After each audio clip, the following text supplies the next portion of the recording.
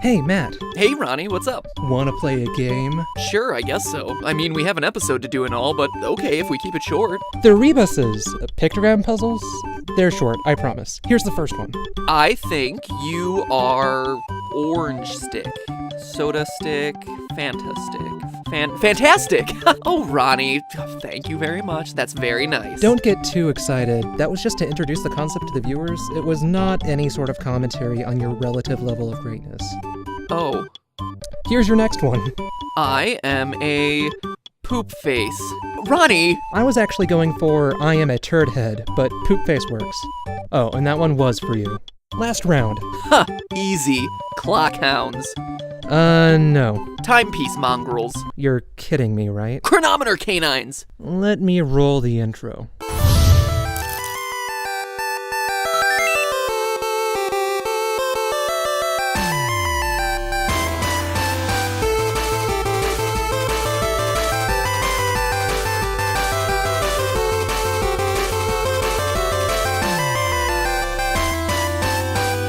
Sundial Dobermans! It's Watch Dogs. No duh. Well then, why did That's what you get for making me call myself a turd head. Well, technically you called yourself a poop Get face? out of here, I have a show to do. Hello, Internet. Welcome to Game Theory, the smartest show to still be hosted by a doo-doo brain. So obviously, today we're talking about Watch Dogs.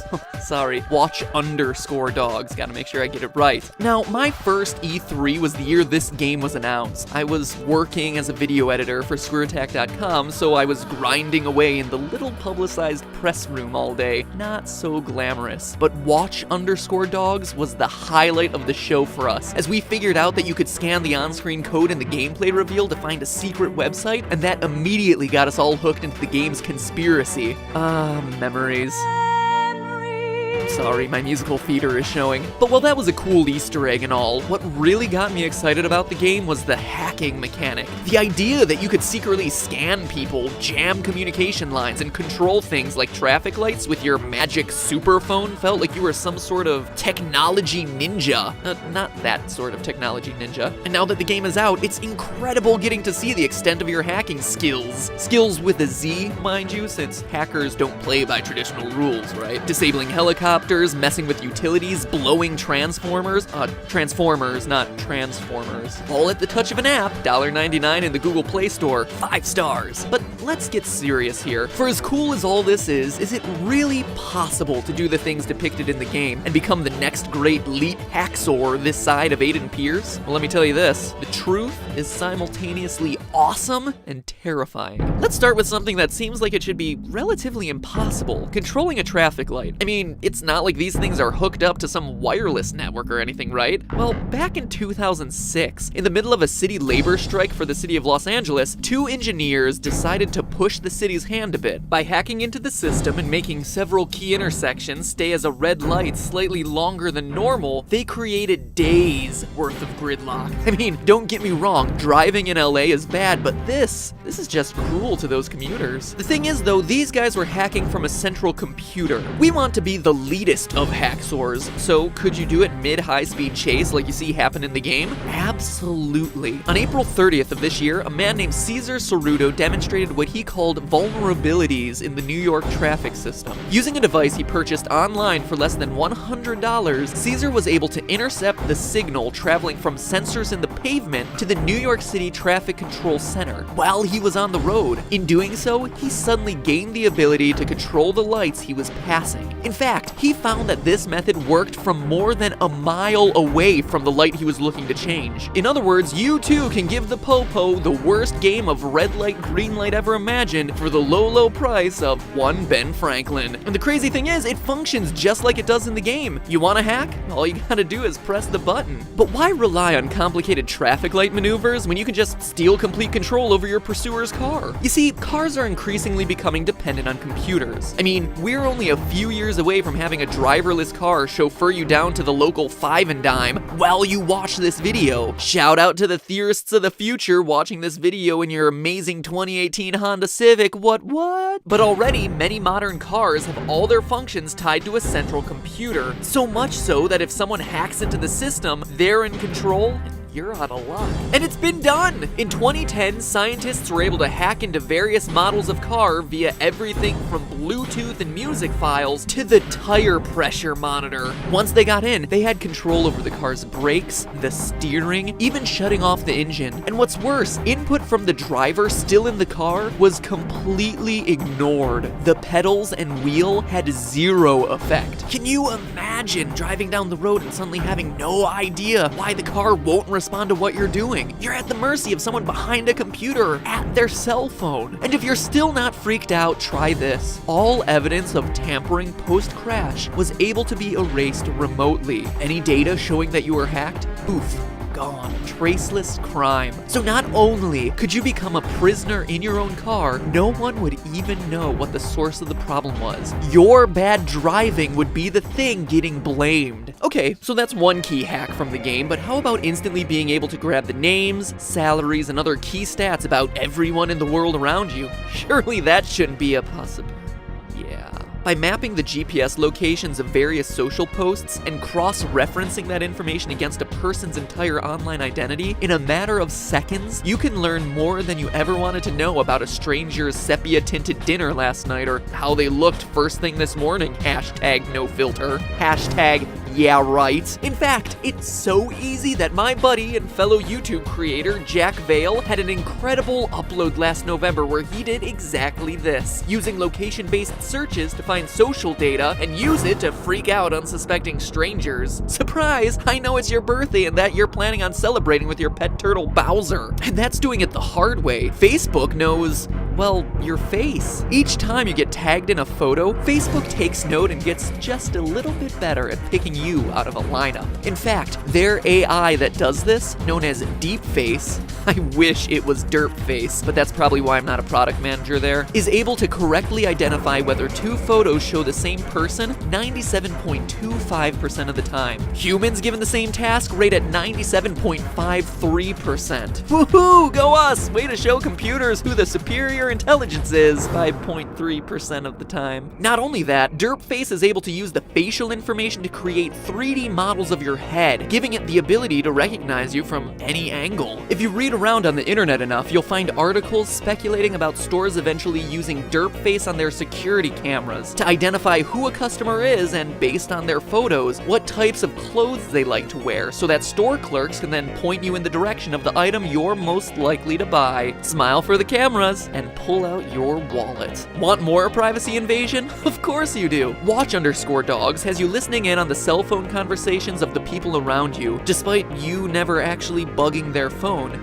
Surely this be science fiction, right? You know the answer's wrong, otherwise I probably wouldn't be talking about it. At the University of Luxembourg, Ralph Philip Weinman discovered that by using a special box with the ability to act like a cell phone tower, he was able to trick phones into thinking they were connecting to a real network. Once the phone connected, hackers had access to the phone's radio processor, which in turn controls the dialer and the microphone, meaning I would be able to hear your whole conversation about how totes adorbs you find Jimmy's butt. Oh, and the radio processor? That even grants access to the cameras of some phones. If it's not yours though, don't feel bad. I have plenty of other ways to watch you through your cell phone cam. Some of the best moments from Watch Dogs, forget the underscore thing, the joke's getting old, features you having to hop from camera to camera in an attempt to map out the best strategy to infiltrate some buildings. Wanna do that in real life? Meet Place Raider, a camera app that uses your phone to secretly take pictures as you go through your day. Said pics then go to a central server where they're then compiled into a detailed model of your home, bedroom, bathroom, office, and favorite Pizza Hut. And so you're thinking to yourself, why would I ever download an app like this? Well, the idea is that the malware could be embedded in a camera app, say Instagram, so that it wouldn't raise any red flags when the app asks for the permission to use your camera. And that's taking the big leap of assuming you read what those permissions are asking you to do in the first place. But we all know that there's no reason to worry about what permissions you're giving mysterious app developers, right? Hackers are honest people, aren't they? Now, I see your smug face, Mr. I don't download sketchy apps or use social media to protect my privacy and make sure that I always read what permissions I'm giving away to third-party developers. Fine. Good for you. You think you're so safe. But I'm assuming you at least need to charge your phone, because that's another way they can get you. Consider this: fake USB charging stations in public places hooked up to computers waiting to grab your passwords and gigabytes worth of selfies. Think about that the next time you're at the airport in need of some extra juice. In short, even if you're the most careful person out there are dozens of ways eager hackers can trick you into giving them access to your phone. Or if all else fails, in an ironic twist, there's always the hundreds of thousands of unsecured security cameras out there, including ones that you can remotely control. There's even a subreddit dedicated to keeping track of them all. So sleep tight, dear theorists, because I know you, I hear you, and I can see you. I can cause you gridlock, or I can shut down your car altogether. What else should I do? How about I steal your money? In Watch Dogs, ATMs become your new favorite slot machine, doling out cash to fund our household hacking endeavors. In real life, it's not even that difficult. I can steal your debit card information without ever having to reach for that bulge in your pocket. Your back pocket. I'm talking about reaching for your wallet, okay? Not anything else bulging out of your pants. Get your minds out of the gutter. You know all those contactless payment methods? Just wave your card over the kiosk to pay? Well, those are possible thanks to RFID, or radio frequency identification technology. Most smartphones are also able to pick up these signals, so that ability, which again most cell phones have, along with a special scanning program made to keep track of the data, and you too can steal essential financial information via radio waves. It is literally the criminal version of the 3DS Street Pass. Don't get me wrong though, ATMs, they're great on their own. Many still have their instruction manuals online for you to look up and learn how to reset without any external devices. Just type the right code into the keypad. 2 14-year-olds from Winnipeg actually had no problems whatsoever. 2 guys in Pittsburgh did the same thing, reprogramming the ATM to think it was dispensing $1 bills instead of 20s. But if you want to do it with style, Barnaby Jack, yes, that's his real 100%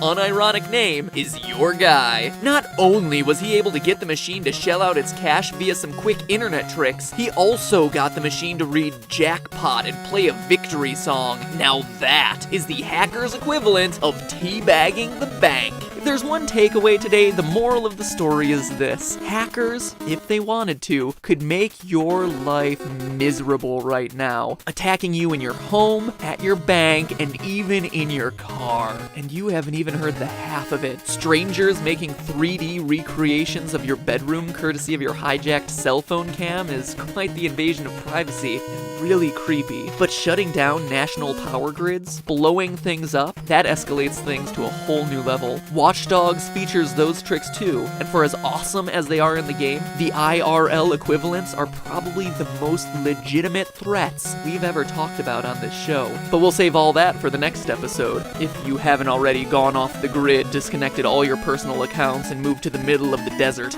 In the meantime, that's just a theory. A game theory. Thanks for watching. Welcome back to the super amazing end card tournament, where last time we had probably one of the most shocking upsets in end card history. I asked you, which was better, cats or dogs? And even though this is the internet, dogs won by 10,000 votes. I know, I was surprised too. Anyway, it was probably for the best, since if cats won, I would have had to talk about Cheetahman or something. I don't know, it's not a lot of good cat games out there. This week, I want you to leave in the comments what conventions I should put in my schedule to meet you guys. I don't get to do cons too often, but I love getting to meet all the loyal theorists out there, so I want to make sure to try and make it to all the places that you guys are planning on going. With that said, me and the rest of the theorists are going to be at the SGC Game Convention in Dallas, Texas, July 11th through the 13th, along with some other people you might know. JonTron, Peanut Butter Gamer, Angry Joe, the Angry Video Game Nerd, Smooth McGroove, and more. Oh yeah, and the co-designer of Mega Man. Follow the link in the description to get tickets if you're able to make it, and if you do, be sure to use the coupon code THEORY, THEORY, to save a couple bucks off the admission price. Hopefully, I'll see you guys there, and if not, I'll be trying to go to these sorts of things more often in the future, so if it's not this time, then it'll be the next. Can't wait to hang out with you guys in person. Let me know where I should do it.